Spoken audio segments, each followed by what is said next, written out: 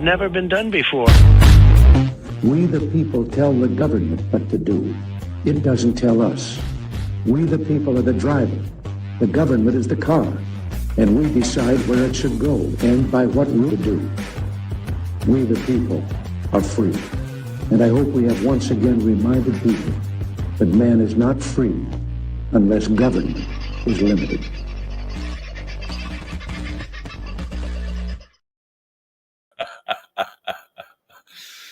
Thank you, J1. I do like your comment a great deal. Very good. My clock is broken. I apologize. Last night, wasn't feeling terribly well. Went down very early. So there was a lot to talk about. I do have a lot loaded up in here that I will talk about, but I'll talk about it tonight, along with a few, trying to set the record straight about a few things. Now, I started the show, I think, rather dramatically the other night with saying the day ended with a gunshot. And it did, in fact, end with a gunshot, and a very sad ending for one particular goat who had broken its leg in a fence, as it turns out, we think, and was in a pretty bad way. It managed to get itself out of the fence, but probably only after it had been there a day or two. And it was pretty hungry. I've been trying to bring it back to life a bit, but the damage to its leg was just a bit too severe. So unfortunately, we had to put that down just before, and I mean like 5 minutes before I started the show the other night. So that's how that sort of happened. So for those of you that were worried about gunshots and mad things happening, don't be. I've also obviously got a lot of traction with this whole thing I was talking about on the last show regarding conscription. Now, Amanda Sheedy has done a live and put out what is a great deal of research, and she's really looked into the legislation of all of this. And it turns out that we might be going off, and when I say we, I hold my hand up high here, going off half-cocked, in that, strangely, whenever any amendment takes place in a piece of legislation, the entire document production date changes to whatever the print date was. And this is a little loophole that certainly, well, not so much a loophole, it's a lack of knowledge. I'll be 100% honest. So Amanda's going to set us all straight on that tonight in the normal show at the normal time. She has put a thing out on Facebook, but there's probably a few people who are going to not see that for a variety of different reasons. So I've invited her on at 6:30 tonight, Queensland time. So 7:30, maybe where you are. It might be 8 o'clock where you are. It might be, 4:15 or 20 to 8 anywhere else. Who cares? See you when we see you. But that'll be tonight with Amanda Sheedy. And I thank her for setting me straight. So it looks like at this stage of the game, it doesn't look like, it is a fact that this legislation has been in place for quite some time. It wasn't just changed recently. And, I won't burst the bubble too soon, so to speak. But if you watch tonight, there will be some interesting comparisons of legislation. You'll be able to see the proof yourself and figure it out. So there have been changes made for various other reasons, and some of these might be good reasons, some of these maybe not so good, but we'll leave that for you to try and figure out tonight in the normal show. Hello to everybody who has popped in. I know it's a weird time of day for you. Macca, Paul, DM, J1, of course, with comment of the day to date. Can I just say, Aussie Sue, God love you, woman. How are you? Scotty the News is floating around. You must be just about ready to have another, I don't know, let me say corned beef sandwich, mate. Bit of pickles, bit of mustard. Work out all right. Silver Fox, I did come out of nowhere. These things do happen occasionally. There is some other interesting news out of America. The markets are going, I think the quote is into free fall. The Australian market, when I looked at it last night, and I'll have another look at it now. Last night it closed, I think, nearly 1% down. And looking at the market right now, it's down 18.6 or 0.24%. Lower today, setting a new 100-day low. Bottom performing stocks are Yancoal Australia and Ingham's Group. Chickens are a bad performing stock, down 7.2% respectively. Is that because they haven't got any chickens anymore? They're not laying eggs anymore. They haven't got any eggs. Have you tried to get eggs lately? I mean, bloody hell. And we've got a bloke on the farm here. I suppose I shouldn't tell you about it, but we had 40 chickens. If you've ever had chickens, ever, and you wanted to get eggs out of them, you would keep your chickens in their coop until midday, because all the chicken laying goes on in the morning period. And then you let them out for a few hours, 4, 5, 6 hours, whatever it is. Most of the time, they'll put themselves away to bed when the sun comes down. All you got to do is come along, close the gate. And by closing the gate, you put them in a safe area that keeps the foxes away. And if you go in after midday when you let them out, there'll be an oodle of eggs for you to pick up, if you have an oodle of chickens.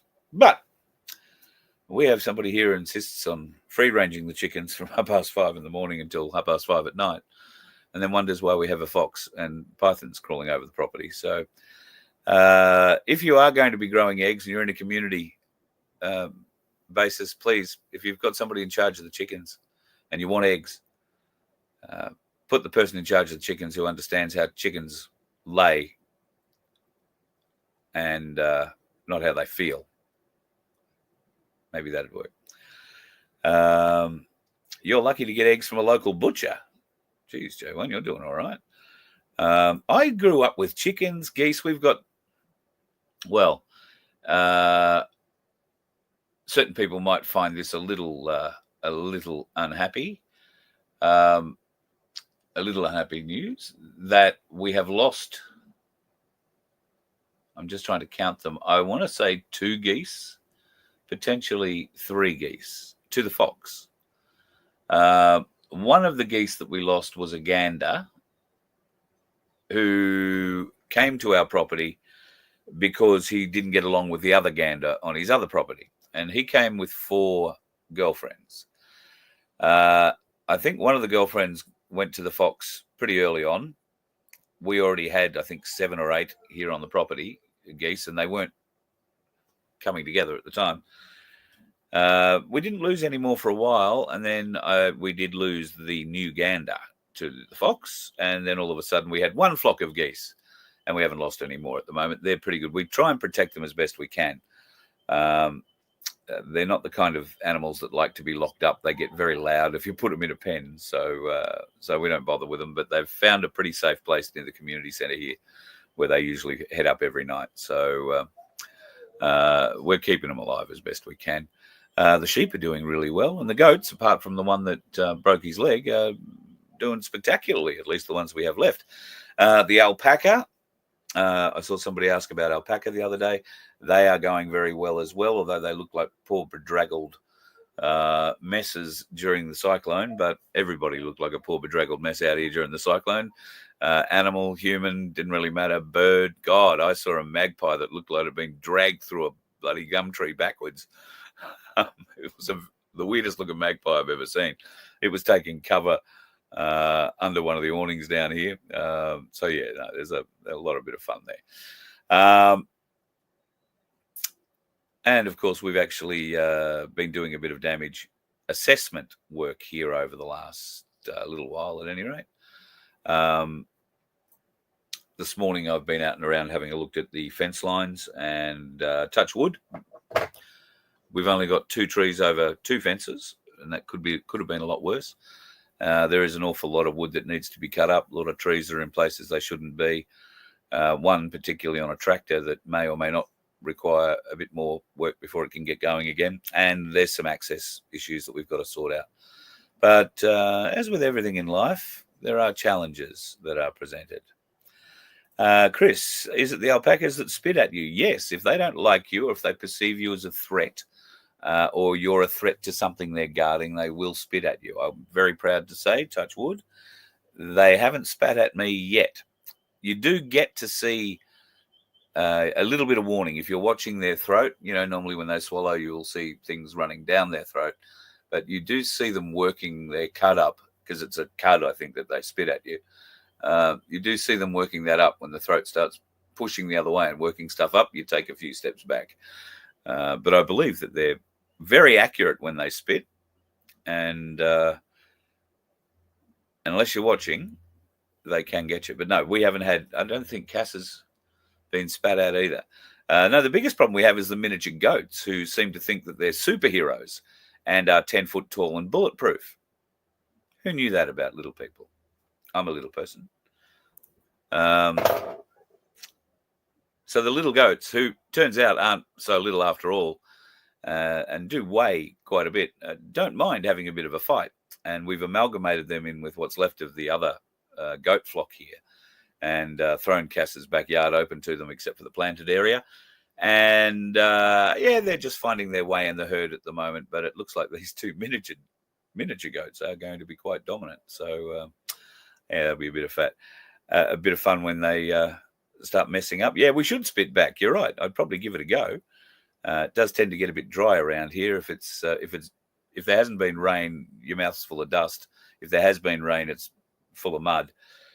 Something I didn't tell you, that in the cyclone I was going down to feed the animals, and to get down to where their shelter is, it's just a slight incline, not a big incline by any stretch of the imagination. But I was loaded up with a bucket full of goat pellets and half a bale of hay in the other arm, and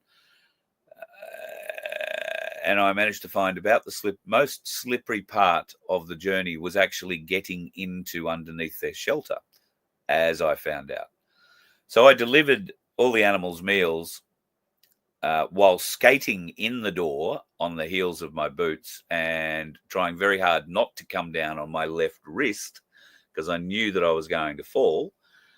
The left wrist had the bucket of pellets in it, so thankfully I somehow managed to roll the bucket over. My arm landed on the bucket, which just pushed more of the pellets out, gave it sort of a shock absorber thing. And I went up on my ass, sliding through the alpaca shelter, with 2 alpaca and 7 goats looking at me doing that. As I went past, it's like, oh, here he is. Oh, there he goes. And when I managed to get myself back up on my own feet again, I was covered from head to toe in mud and alpaca shit.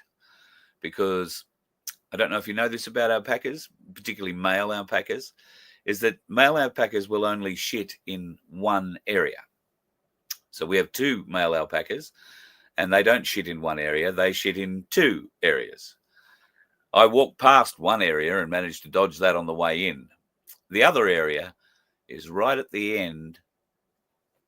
Well, not right at the end, but say 1.5 meters, 2 meters outside of the shelter, which is precisely where I came to rest after sliding through the thing.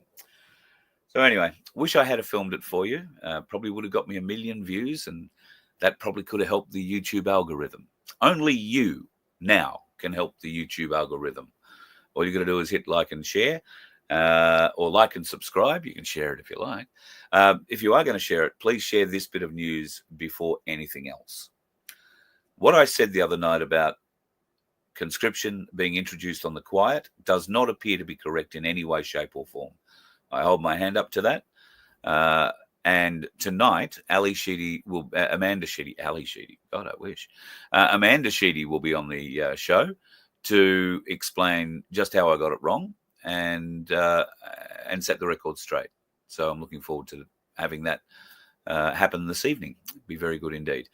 Now, I've got to go back out and do a few more things. I've got a couple of little jobs that are required on my behalf to do today, one of which I thought was getting out and cleaning up some of the wood and whatnot that's around the property, but for whatever reason, doesn't appear like that's happening. One day I'll love to tell you what's going on here, folks. One day. All I can promise you is not every dickhead is out there on the road. You let one ant stand up to us, then they all might stand up. Those puny little ants outnumber us 100 to 1. And if they ever figure that out, there goes our way of life. It's not about food. It's about keeping those ants in line. That's why we're going back! Does anybody else want to stay? Let's ride!